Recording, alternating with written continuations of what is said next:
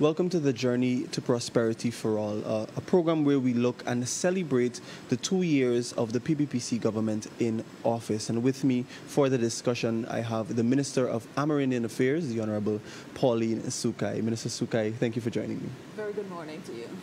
Minister, firstly, how would you describe your ministry and your sector upon assuming office in 2020? That's a nice question. When we assumed office and we went to our office, it was not what we expected, not what I expected. First of all, I believe that the office and the ministry itself was depleted of many documents that would have signaled to us the level of activity taking place in that ministry. The office generally was cleared, very cleared, nothing, not even a computer. Oh. And I question whether the former minister ever used a computer or did any work. The staff, obviously, some of them were elated that we were back. I suppose that they wanted to work with the government, and some, of course, were not very happy. And I will tell you, it's not what I expected. I believe that when employees are attached to any department, ministry, or any firm, that the leadership is what will determine whether they stay or not. Apparently, that was not the case. Some workers took the position of politics and decided that, they were not going to stay. Generally, the activity in terms of the work being done for indigenous villages and communities, it was really a slowdown. There was like almost a pause. My experience both assuming office in August of 2020 and the reality in the fields, because as a PPP Civic MP, during the 5 years, we did not slow down our work. In fact, we were very active in the fields. Every MP on our side was active in the fields. And so the reality that was in the field and the reality in assuming office was at a very slow pace. Even today, I have difficulty in nurturing and encouraging and a little push here and there as the policy head of the ministry and with overall responsibility for oversight. I still have to sometimes, from time to time, hold session to encourage the staff that, we have to push a bit harder, that there's always room for improvement. So it was not like you went into, you flung yourself into a very active ministry. We had to take it and run with it. As you would say, we hit the ground running, and so there was a lot of nurturing and encouraging to get people up the pace. I'm still doing that today. Minister, in relation to that too, upon assuming office, there were a number of projects, initiatives that were launched immediately when you assumed. Let's talk a little bit about one of the most recent projects that the ministry has executed, and that is the National 𝐘𝐄𝐀 Council Conference. How significant was it after that long pause for the NTC to be held? Well, it is significant for the Amerindian leaders to gather and to have an audience and an engagement with our government, His Excellency and the cabinet members. However, again, while it was significant, there was no disconnect from the office or the government to the people. And so we must always underscore that. When we came into office almost 2 years ago, it was an immediate engagement with the population, whether it's on the coast or whether it was in the hinterland. But it is significant for Amerindian leaders in that they are able to dialogue, have a conversation with the government of the day. And a serious conversation too, not one where they have to appeal to the government or the members of the cabinet and His Excellency to pay attention to them. They were given that hearing, and in doing so they were able to articulate their plans for their villages and what benefits they wanted to accrue to their villagers, to the villagers. And so significantly, we are the only country where there's such a huge gathering of indigenous leaders meeting with the head of state and his cabinet. I don't know of any other country that does that on an annual basis.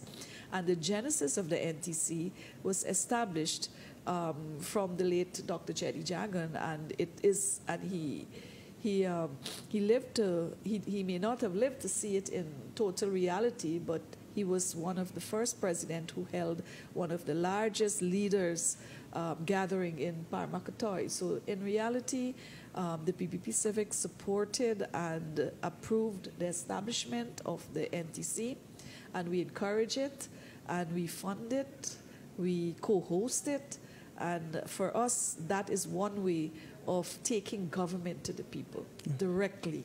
Definitely. And one of the major things that also happened during that NTC was the land titling program, and that has been happening since the assumption of office. What do you think this means, Minister, the land titling and the extensions means for the Tushaus in those villages? Indeed, that the Amerindian land titling project was one that was put on pause, and we had to hit the ground running again. We re-established an active, robust unit that in less than 8 months produced extension and completed 5 demarcation. What land tenure security and land rights means for Amerindian, it's their priority. That's their asset, both economically and even culturally. They're attached to the land, and our government has paid keen attention to that, and we have immediately, when our country could afford it, allocated $10.6 million to address not only the first-time titling, but extensions that were requested by villagers who believed that they needed more land to utilize for various purposes.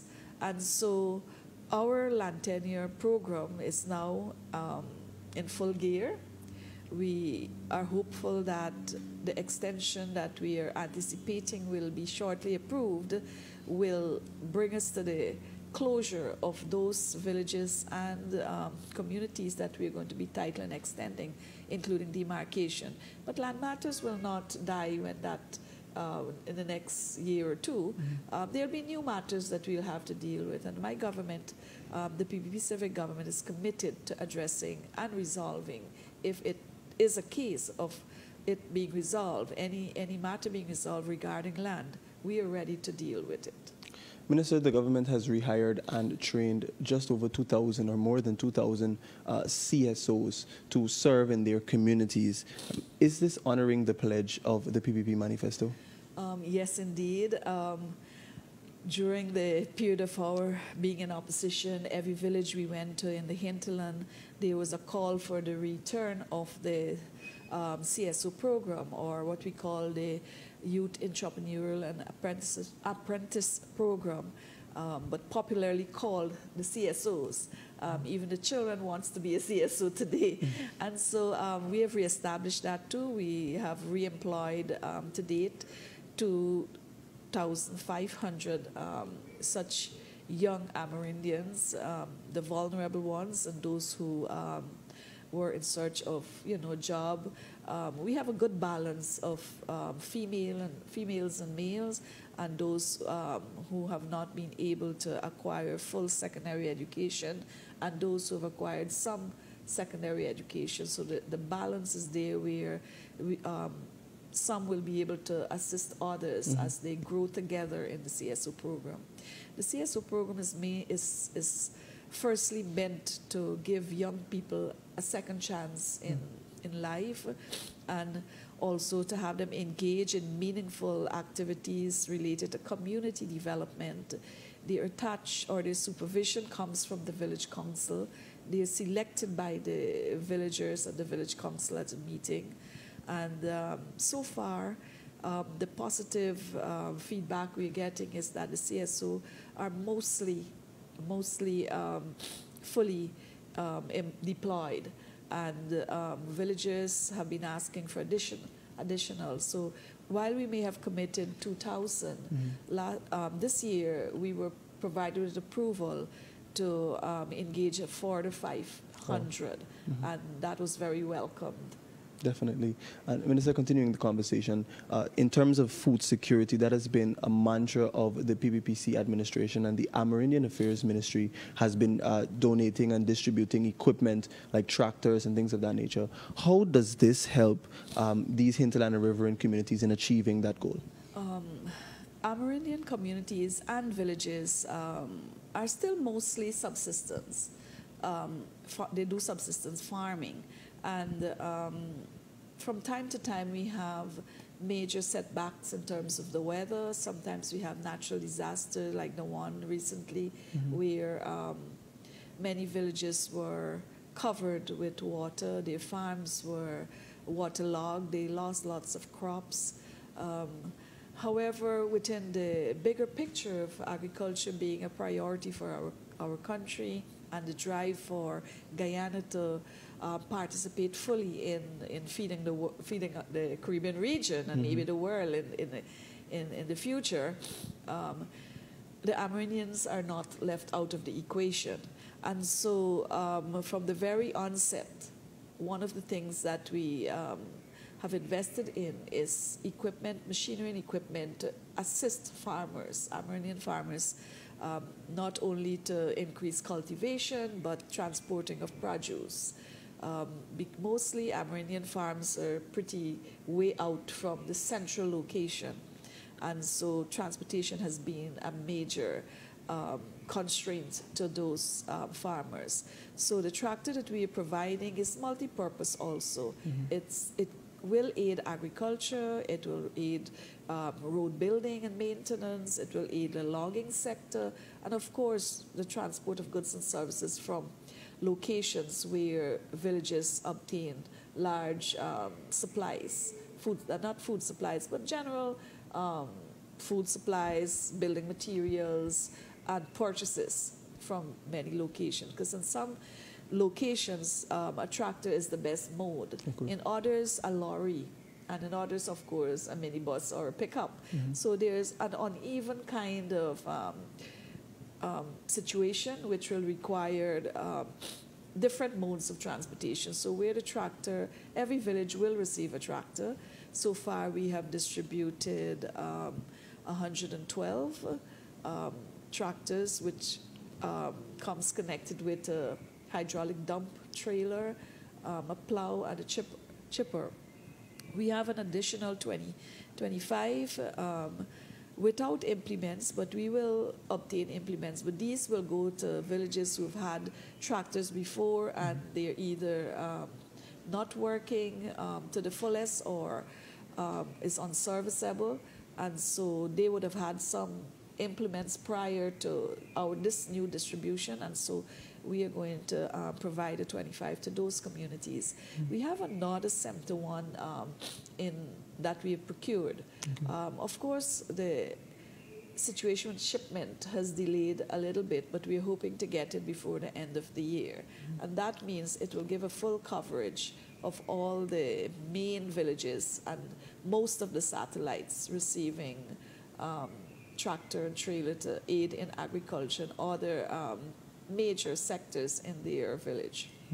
Minister, we've seen transformational development in many of the Amerindian communities, almost all of the Amerindian communities. Talk to us a little bit about what that development looks like now for the last 2 years while you've been in office.